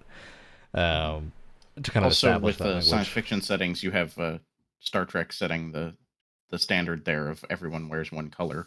Yeah, there's a precedent for that color design that isn't in a fantasy game, which is very interesting. But yeah, there's also go ahead, Wyatt. And the character design thing is tricky because again, like we've been saying, BioWare games to us and to many people, it's about story, characters, choices, and you're going to be staring at these characters for a really long time because you're talking with them and they're an integral part of the story. And so for them to look so off in comparison, not off, but just different in comparison to the rest of the series, or even running into old characters that we've seen before now have completely different looks. Like I remember when I'm not going to say for spoilers, there's a certain character that shows up, and I was talking with Ryan about this. There's a character that shows up that's a legacy character, and if they did not just call him by name, I would not have known that was that character at all. Though that one I did also have an issue with you taking an issue with that because the outfit they use is the outfit that character gets in the credits of another game. So it is a 1-to-1, but for a thing that wasn't shown in game because it's a credits outfit. But granted, that's still weird. Like it's still hard to draw conclusions on that stuff. But yeah, let's get out of the Veilguard realm because we are going to dedicate time to this later. And so another thing I wanted to bring up here that I think is a great example and one that we're all relatively familiar with is Halo and shooter franchises. Boy, here we go. And what I don't want to rehash discussion that we've had about 343 and like the design ethos of the modern Halos is not really what I want to get at here. I think it's more that like despite the choices that 343 has made that people haven't liked in some games, every Halo game except for maybe 5 has felt like a Halo game. Like they've kept the feel the same, even when adding some crazy things. Like Infinite's got a lot more movement options, a lot more tools that are about like utility and doing and enabling some more crazy things. And I think, like, to me, specifically, the multiplayer is kind of what I'm talking about. Because the campaigns, like, go buck wild in the campaigns. I don't care if you try some wacky ideas in a campaign setting. I think you do need to land them, which is where 343's kind of had some stumbling before. But there's such an interesting history of games from one developer. Like, you want to talk about a developer's personal touch. I don't know what 343's, like, personal touch is. At least they try things. Like nobody can fault them for trying. I always appreciate them swinging for the fences. 343's personal touch is that they make Halo. They're the current Halo developer. That's what the studio was made for. So they always swing for the fences on things, whether they actually hit the ball or not. Two completely different things, but they swing take for the shot. Fences. You know, they try. At least with Infinite, like Infinite's multiplayer is still very fun to play. The thing that I really like about Infinite's multiplayer as a design thing that like still makes it feel like Halo is, yes, there are these crazier tools and things like a grappling hook and whatnot available to you, but they really kept that arena shooter design with them of these are limited use, like, and if they might just do nothing. Like you might just use them wrong and get no value out of having a grappling hook. And I really enjoy that they took that approach because it means if you do something cool with them, you feel really cool. You're like, I really use this well. I think like what a Halo game needs to have is a focus on that sandbox. And it's what made Infinite's multiplayer so successful. Because I've talked about this before too. It's the best sandbox in any Halo game, in my personal opinion. Like I wouldn't say that's even an opinion. The physics is there. The weapons that manipulate that sandbox are there. The tools are there. you can do some buck wild things in Infinite's multiplayer that, like, even after many hours of playing, you can only really begin to scratch the surface of it, because it's like a mathematical formula. You start adding different things. If I use the repulsor here and I use the grappling hook here, oh my god, I could move around those power seeds in some crazy new way. Yeah. You know? Well, it's interesting too, because I think Halo is a lot of people treat Halo as just an arena shooter franchise, right? Where it's like it started out, and I mean arena shooter in very broad terms, because Halo was past the original arena shooter craze by a pretty decent margin. But it was like the first major console shooter like that, and I think that the design of Halo 1 and just the Combat Evolved being this thing that it had that sandbox, but to a much more limited degree of like, now it's about grenades, it's about like the very limited selection of vehicles and things that you have access to in this multiplayer scenario, these like wide open maps with a lot of space, and then these maps that are really tight that don't have a lot of space, and like how you change tactics in each of those, and like what weapons you value in each spot. And I think that that design has carried through everything and was maybe muddled a bit in Halo 5 just by like the amount of things they had. Halo 5 had a lot And of Halo just like 4. And Halo 4, because they had like weird custom loadouts, which I think they kind of got away from later in the multiplayer's lifespan, but they had that for a while, which yeah, I it just think it was a made mistake. it more confusing to play than any Yeah. benefit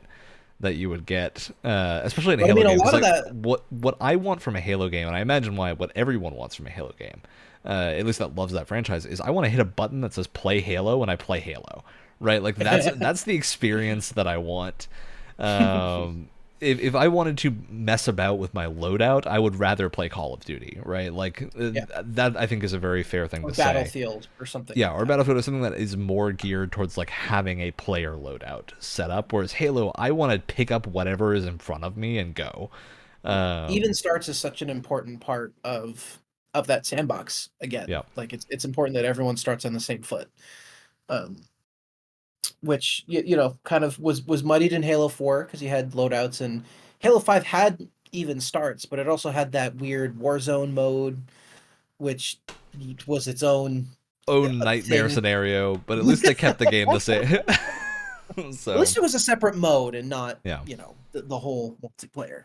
So it was a kind of a neat experiment. But I mean, again, even in Halo 5, you had even starts, you had power weapons, you had power positions, you had maps that really tried to accentuate whatever tools were on the board. They may have had some pretty wacky abilities and stuff like that, but it still had that core to it. yeah, for sure. Um, and yeah, I just think that Halo's progression of like how it has changed over the years is very interesting to look at. And I'm looking forward to whatever comes next, because I do think Infinite did a good job of like establishing a new sandbox, but also kind of showing the limits of how far you could go with the basic setup, and especially with whatever they were working with that like made development so slow, Yeah. was not helping. Like Infinite as a whole, it seems like I don't know what the engine was. I don't know anyone that has worked on it, but I imagine that I've heard engine is nothing like, but bad things. I've yeah. I've I've heard it's like it's a miracle that a game was created out of this engine at all. But yeah, I think the hope now is they can just like get the Halo feel right in Unreal, Yeah. and use the like Project Forge or whatever it is to actually, or Foundry, Yeah. to actually nail all that stuff down and like Which get a lot of people are Halo feeling saying like is a Halo. which a lot of people are saying is a Combat Evolved remake. That is not what it is. It's Yeah, literally it's like like an a art test, it's like a basically. giant dev room where they Yeah, can test, they can implement art, they can try and get that Halo feel in Unreal, which is what that seems like, which I think yeah. is a Like great all of this was idea. talked about in the video that they produced for it. Which, if you aren't caught up with modern Halo, I definitely recommend taking a look at that, because it's really fascinating to see how that's being made. Yeah. Um, but yeah, I'm looking forward to whatever they do next. I'm very Even though excited we for have it. no idea what they're gonna do because they have no consistency whatsoever. That's part of the fun, Wyatt. That's this buckle up. Where are we dropping, boys? No. Um, Yeah, like I'm excited to see where they go next. But I also think there's like a lot of other interesting shooter franchises that have gone through a similar evolution to varying degrees of success. I think Doom is like the example of something that kind of crashed and burned, with Doom 3 being like a horror thing almost, that Yeah. people like, to my understanding, people like Doom 3, but it just was not what they expected after Doom, and Doom 2 was a Yeah. like slower paced thing, which is why like Doom 2016 was first cutscene, you get given a gun and then you shoot it, and that's Well, you're off to the races. and 2016's development also kind of ran through its own set of problems. It Yeah. famously like restarted development a few times. The whole history behind 2016 is very interesting, but it also started off as like a linear, very like cinematic first person shooter, but from early on they wanted that glory kill system, and Yeah. then they just kept restarting and restarting and restarting, and then we got what we got, which Which was that's great. always which was fantastic. And then interestingly, Eternal kind of took it in a different direction, which is it was a very fascinating thing to watch, like people's Yeah, brought back a lot of reaction to. that more narrative-y thing, but it also kept a lot of stuff that people really liked. So I think that's sort of the sauce of Eternal, is that they added on to that rather than taking away any of the things that people liked a lot. Yeah, they made Um, it very, not to say that boomer shooters aren't, or games that are kind of in that vein yeah, aren't engrossing, because they are in their own way, just the pace and the frantic nature of it. But Eternal made it way more involved. Just because there are very specific weapons to use on enemies, and there's different moments to use this item and that item, and they balanced it in a way where it didn't feel like restrictive at all. You still had a lot of expression in how you did that, but they had very clear um, kind of advantages and disadvantages to everything, which I think yeah, not everyone loved, because it's like, this is a boomer shooter. I want to use what weapons I want to use. So it still felt very similar in a lot of ways, but when you get down to the nitty gritty details, there's actually a lot of changes that are made, which it was a wide range of reactions when that came out. It was for very sure. interesting to watch. Yeah, I think it's very fascinating. The other type of game that I want to mention here that we haven't talked about yet is JRPGs. Because I think JRPGs are one of the examples of the most and the least amount of change between games, depending on what games you look at. Where like Mm. Final Fantasy, every single game has major shifts to gameplay. There is no story through line in the majority of them. Like the only direct sequels are very limited. It's like 10 and 10-2 and 13 and its sequels. And every single one of even the sequels in the games are super different gameplay wise. Where like Final Fantasy X is an extremely standard turn-based, like proper perfection of the original like turn-based design. And Mhm. Final Fantasy X-2 is a crazy system where you play dress up and use dress Oh, spheres to fight, which is fascinating and just like an absolutely different design of the game. But I think a lot of people have talked about Final Fantasy. One that I see a lot less in terms of like franchise differences and whatnot is Xenoblade. It's a franchise I'm very familiar with. Heavily I have recommended to only anyone that played hasn't one of played it. those. I didn't know they were different. So they're pretty different. Granted, there are some story through lines in Xenoblade. They're not entirely separated from each other, though they are more separate than most JRPGs. Xenoblade 1 is like a very sort of slow-paced game at the start that almost has like an MMO-y combat system with like Oh auto yeah, attacks and a hotbar that you're navigating it's an odd between. kind of system. I like it, but it's weird. Odd system, I like it. It's a little slow for me. Xenoblade 2 goes into more of the design of something like what we would see now, and like even Veilguard kind of has this, where it's like hold a button down, you get access to a palette of skills, right? And then you use those, and you have different combinations of skills with your companions. But then it's layered on top with a layer of like gotcha mechanisms, but without all the terrible gotcha like monetization and whatnot, where it's like your party is made up interesting. of characters that you pull out of spheres, in cores that you get as rewards for quests and stuff. And so your party might be like wildly different based on what characters you have, and everyone's paired up, where like you have a character who generally can serve as like an evasion tank, but then they also can be built to be an attacker and whatnot. Some really interesting like gameplay mechanisms in that game. Granted, the story I would say generally was less well received in 2 than 1. They're not poorly received, definitely just like 1 story is, I would say, one of the most like legendary JRPG stories there is. Even if people haven't played it, they've probably heard something about like 1 story being really good. 2 is like this follow-up that kind of goes a little crazier with it and ties back into 1 at the end and whatnot. Very cool game. 3 is like a crazy combination of both, where you've now got like 30 different classes that are based on your like weapon types that you assign, and every character can learn like every single one of them. And the progression mechanism is you have characters teach each other their different roles. You meet like hero characters around who don't actually join your party but give you a new class and stuff. And just gameplay wise, it's one of the most fun times I've had with a RPG. And then you've also just got the mechanism that you build up meter to transform into a giant robot with one of your other party members, which is just rad as hell. Very cool. Xenoblade's always had some bits of sci-fi in there, and this time we're just going full on you Power Rangers Dragon Ball Z fusion dance into a like not massive but decently sizable Ouroboros mech thing, which is super cool and just very fun. One of the most fun like JRPGs I've ever played, and very good conclusion to the Xenoblade story. But then there's also all the games that came beforehand, where like Xenogears and Xenosaga were the original sort of like series there, where Xenogears was like a much more traditional PS1 era JRPG that I've also heard is fantastic, but I've not played myself. Xenosaga is one of the like long-running PS2 epics that was like a full-on sci-fi thing. Was well received, and just like, it was very interesting to track these like histories of how these games came to be and whatnot.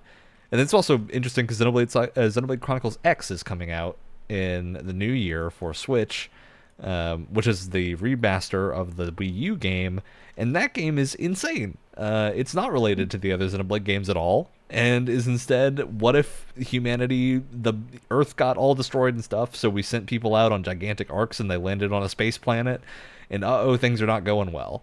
And it has like the more MMO-y style combat again, but you have the ability to fully customize a mech that you can hop in and out of at a certain point in the game. And just very cool stuff like that. You're selling me on this. Yeah, you would love X. You would, in particular, like X. And also one of the most kick-ass soundtracks ever, although that goes for every Xenoblade game, but X in particular got Hiroyuki Sawano, which is he's an excellent composer that does just like really high-impact, fast music, very specific style, but heavily recommend listening to some of his stuff. Specifically the Super Boss themes and the flight theme from Xenoblade Chronicles X are very crazy. But yeah, it's just fascinating to think about. There's also some other long-running stuff, like Ease is a really interesting one, where it's a super long-running, now like 10 mainline games, but a couple more if you include side stuff, where every one of them has changed up gameplay styles decently significantly, but has some through lines, where the idea is that every game is a story being told by the main character after he's like, or a story written in his memoirs after he's died in the future and whatnot, which is very cool. And they also, bringing us back to the start, the latest one is about pirates. And you can have a whole pirate system. And I think that's just a very cool setup for... Thank God someone's making more pirate games, for God's sake. Look, it has boarding. You can upgrade your ship. It's very low budget. Ubisoft takes out Assassin's Creed. You're selling me on this. You brought this very up before fun. And you're selling it. Hey, if you buy it on PC, it has local co-op. It's very cool, and it works with Steam Remote Play. Complete side note. Why don't games that have split screen, why isn't that capability on PC? That's something I've never understood, personally. I think it was just in general, people didn't think you would have a PC on a TV. Legitimately. I think that's just Just didn't think about that. I don't care. Put it in. Which is, at least with For indies God's now, sake. that the attitude is just, okay, we trust that you are either using Steam Remote Play or do have a PC hooked up to a TV for stuff. Hey, look, I've struggled in college and just sat there next to somebody else's laptop and we made it work. Sometimes you got to do what you got to do. Yeah. All right. Any other franchise that people wanted to mention, or series that they think would be fun to talk about? I think that was most of it. We do have one that's on the top of my mind, at least, and I'm sure Wyatt, as soon as I say it, you're going to be like, oh, Assassin's Creed. We talked about the pirate game, and the Japan game is coming soon. And so maybe I think I don't know. I honest to God thought it was already out. Nope. Oh, nope. No. Next year. They pushed it back to next year. It was supposed to come out this year. Yeah. Give it some time. This is because I haven't really been following it besides like the initial announcement and trailer. Yeah, you can track. It's one of those Castlevania franchises where you can track it by eras, right? Yep. You've got like Taylor Swift. like Taylor Swift. you can like there's like the Ezio Chronicles, I guess you could call it, which ends at 3, right? And then continuing on from that, you have 4 to, I would say, Syndicate, which are like mostly the same, but they're all trying to do different things. They all have some different gimmick, right? Yeah, once you move past Desmond Miles, things got a little weird. They got weird. Well, they're trying era... different gimmicks because, like, 4 you have the pirate ships, and then France is there's France. Multiplayer also That's in that game. Well, there's multiplayer in a bunch of them. There's multiplayer in a bunch of them. That's the only one that has like co-op multiplayer. That's true. And then post Syndicate, people were starting to lose interest, mostly because of all the bad rep that Unity had. And then they took a tiny break from the franchise because this was a yearly franchise for a while, which is kind of insane when you think about it.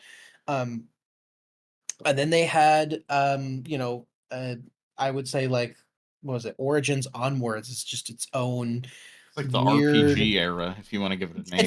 It became more of an Ubisoft game, which is like open world with some vague kind of RPG mechanics, very, which I think is kind of funny because I feel like initially the earlier Assassin's Creed had become the Ubisoft formula, but then what happened was games shifted more towards that action RPG.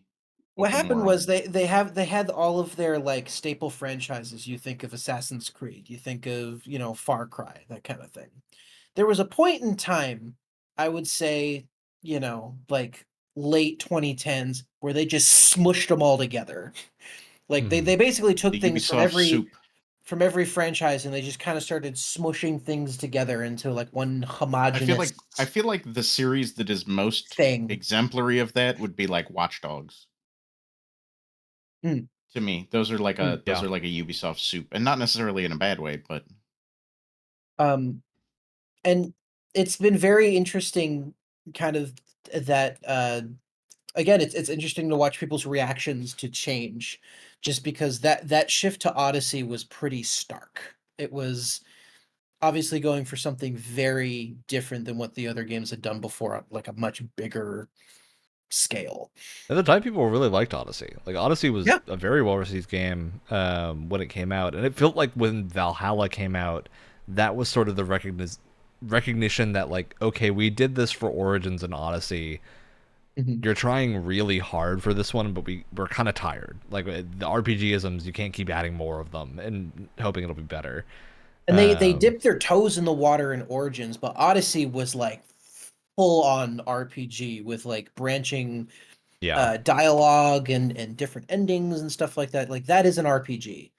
Like, it is an action RPG for all intents and purposes. And it it's been weird because I used to make a case a lot of the time, and I think I still do, that like Odyssey is an RPG, like 110%, and people who aren't into that, I totally understand.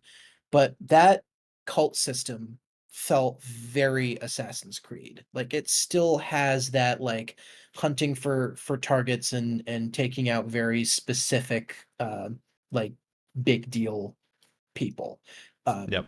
And that system is so baked into the entire game. It wasn't just something that was off to the side. It found its way into every other system in the game. And so I felt like this still feels Assassin's Creed to me because of that system. And they've technically had that through the other games, but as it's gone on, I think I've leaned in the other direction of like, okay, that system is there.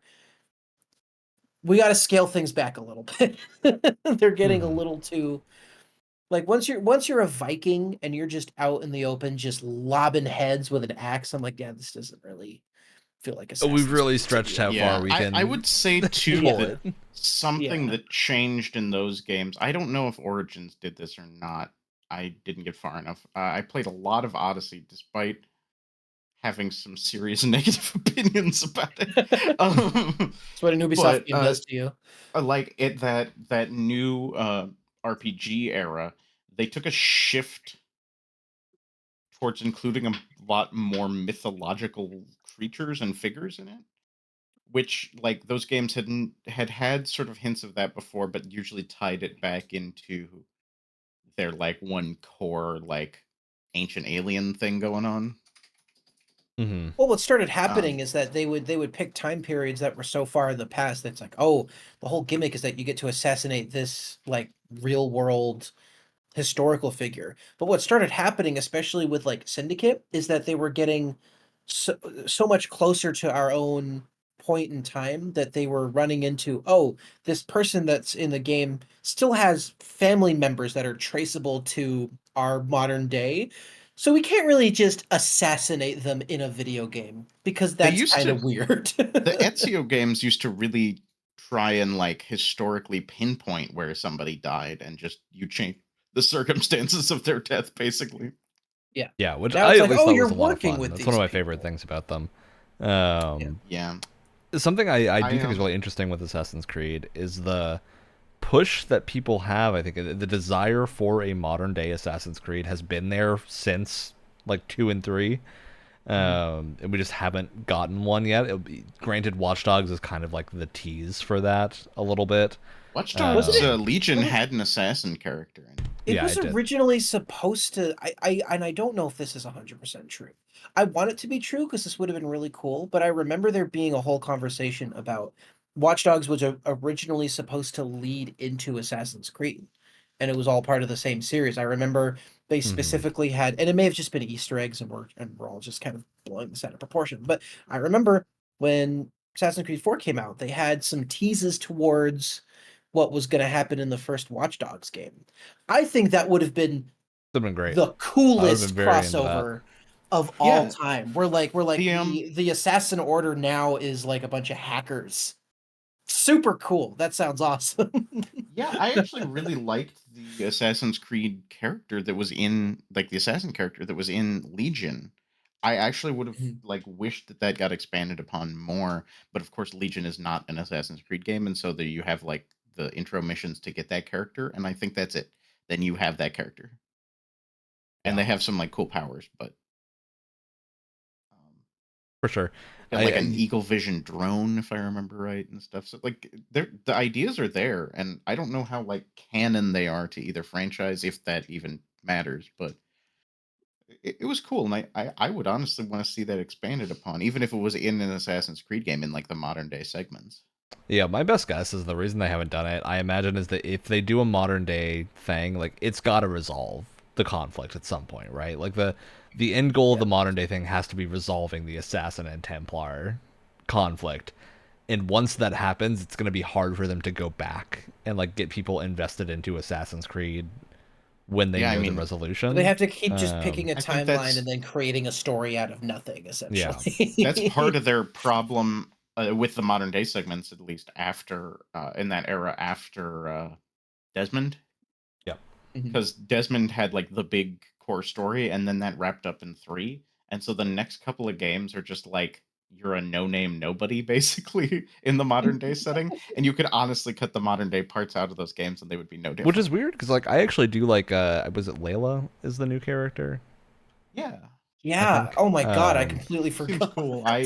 She's See, cool, but those she's games, barely in the games that she's those games are are so ostensibly about ludicrously her. long, too, Yeah. that I don't know how much I'm missing because I drop off before the end. I have played. I should look and see. It's on the god awful Ubisoft app though, so I'm never going to be able to get in to tell you. I don't want to know how many hours I have put into Odyssey, and I am nowhere. Like the end is not in sight. You know? Well, that's because the real ending of the story is in DLC. Yeah. So I finished the core story, but there's still more like core story to wrap up everything at higher level.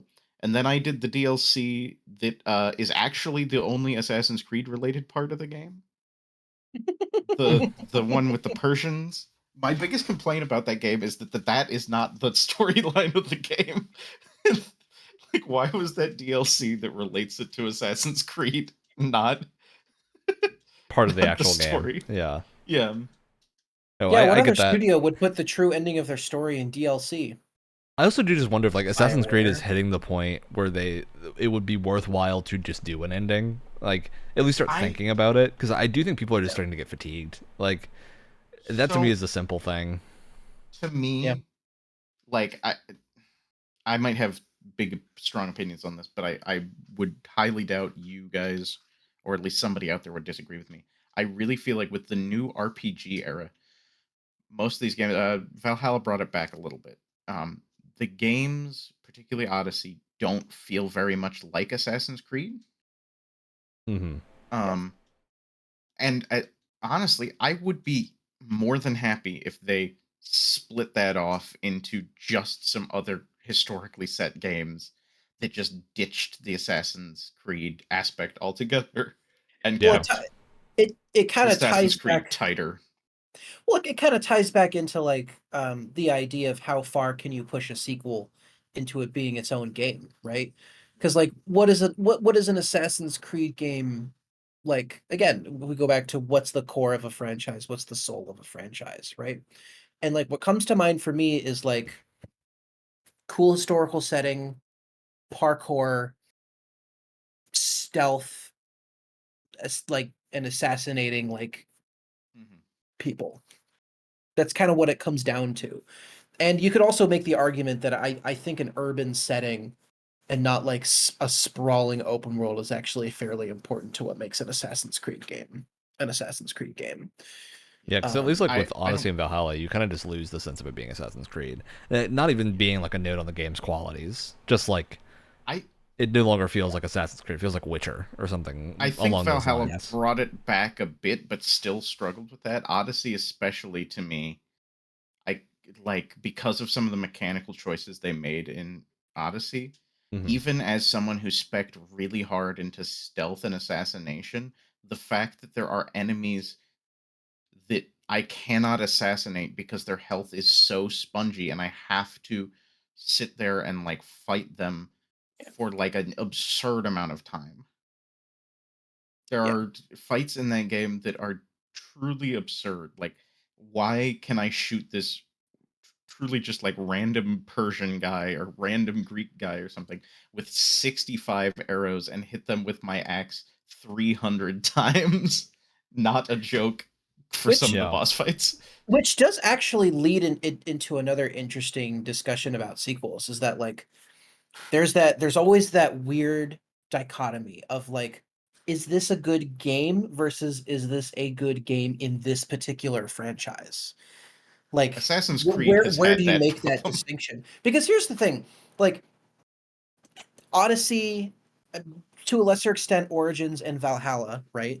They they don't always feel like Assassin's Creed games. But let's take the Assassin's Creed title off for a second and just look at this as a giant open world RPG. It's actually pretty cool. The fact that you get Yeah, a giant open world RPG where you can climb on stuff and you can do all this neat stealth and parkour and stuff. It's actually a pretty interesting package as just an RPG on its own. The problem is that it's called Assassin's Creed. That's kind of that's what I'm Mm-hmm. saying. Like, the I've sticking put, point. I don't know, 60, 80, however many hours into Odyssey. I don't like it as an Assassin's Creed game, but I enjoy the game. Yeah, because Yeah. just as an RPG on its own, it's actually a pretty compelling package. And that's where I'd almost love if they would split out and like you don't have to make a historical set RPG, throw as much myth into it as you want, strip the Assassin's Creed name off, take the stealth out. I don't care. But the fact that it has Assassin's Creed on the title and Gives me an expectation that I feel bad about not being fulfilled. yeah, and as we were talking earlier about how we didn't care how Veilguard was going to play because we're in it for the story. I think Assassin's Creed is a little bit less about the story. Yeah, for sure. Yeah, absolutely. And so like what Assassin's Creed is about is the historical setting and the through line of being an assassin.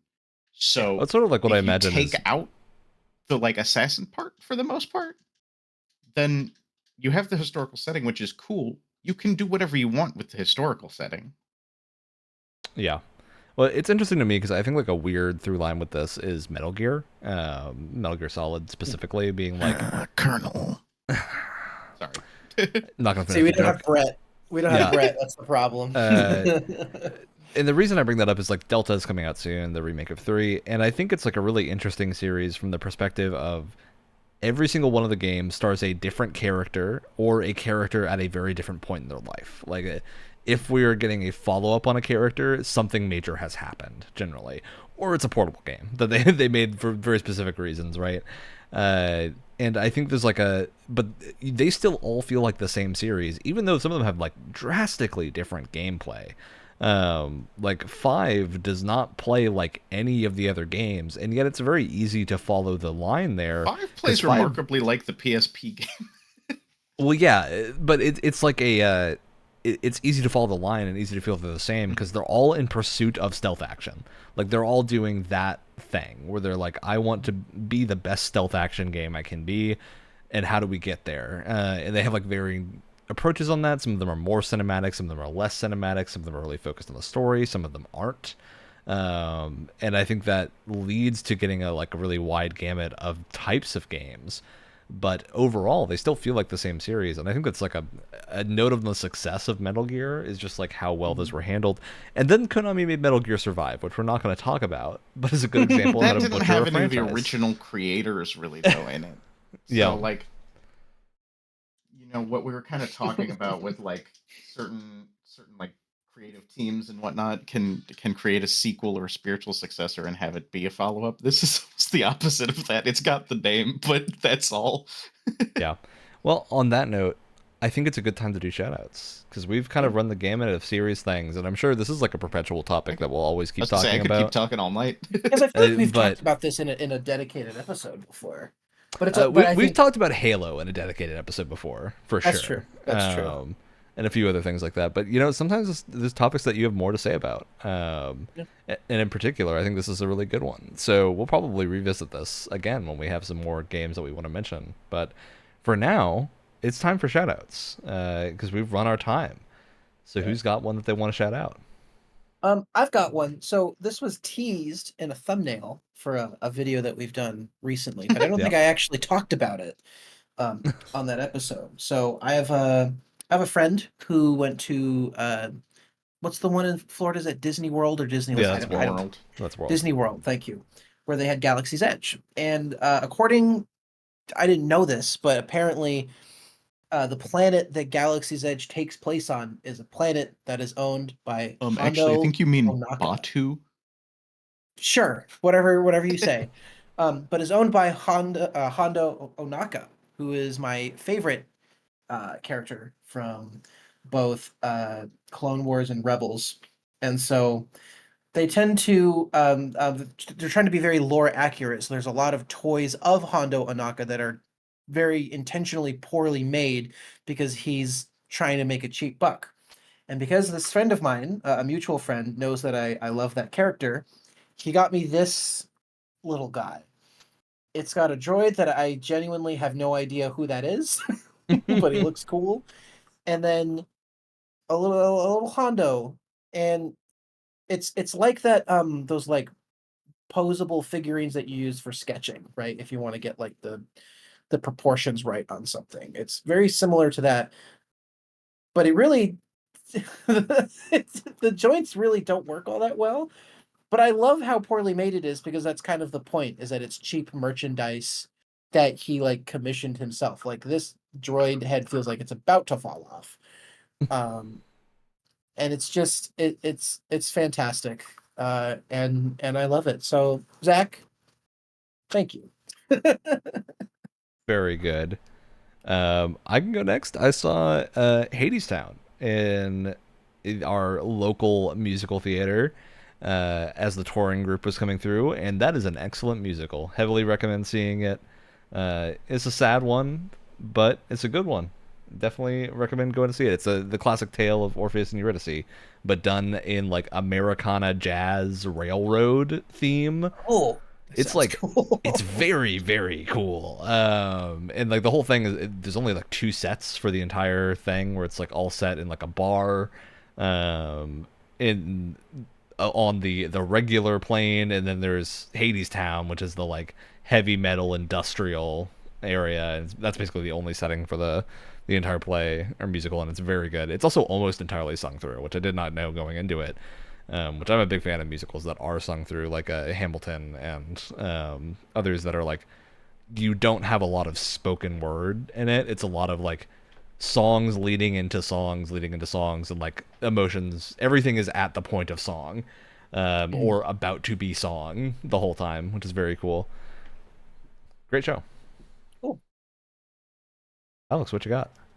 Well, I was going to shout out Teenage Mutant Ninja Turtles, but I think I actually did that maybe in my very first episode. So I'm going to follow your suit, Ryan. Next weekend, I am going to see a stage play of The Producers. Ooh, very Mel fun. Brooks, The Producers. So I'm very excited to see that. Awesome. That one usually makes me laugh harder than I should. So hoping that this performance is good. I expect it will be. That's actually so funny, because I'm seeing a local production of Newsies next week. Oh, nice. Now, Newsies is a classic, Wyatt. Good time with that one. Which I've never seen before. I'm not super well versed in musicals, so this will be an interesting experience for sure. Newsies is an interesting one, because that's about as stereotypical musical theater as you can get. So I'm really excited. This is a good starting point, is what you're saying. Yeah, it's a good starting point. Whether or not its quality stands up, I think is a. I mean, technically, my starting point is my girlfriend showed me Cats, not the new one, but like a recording of a stage play from quite a few years ago. I can't say I was horribly impressed. Certainly better than the new movie. You know, I think, Wyatt, I think you will be a Hamilton person, but not. She does want to show me Hamilton next. I think you will particularly enjoy Hamilton, especially if you watch the stage show on Disney. We have a little thing going where she's not into horror movies. I'm not super into musicals, but we want to like expose each other to it more, so we swap. I show her one horror movie, she shows me one musical. All right. Well, on that note, I think it's the end of our show. So, as always, we'll see you next week. Podcast typically goes live on Tuesdays, as long as YouTube does not give us publishing trouble, which it is known to do sometimes. That's it. That's all I got. I should shout out that we have 5,000 views on that one video. Yeah, people really like the Game Awards 2023. Specifically that one.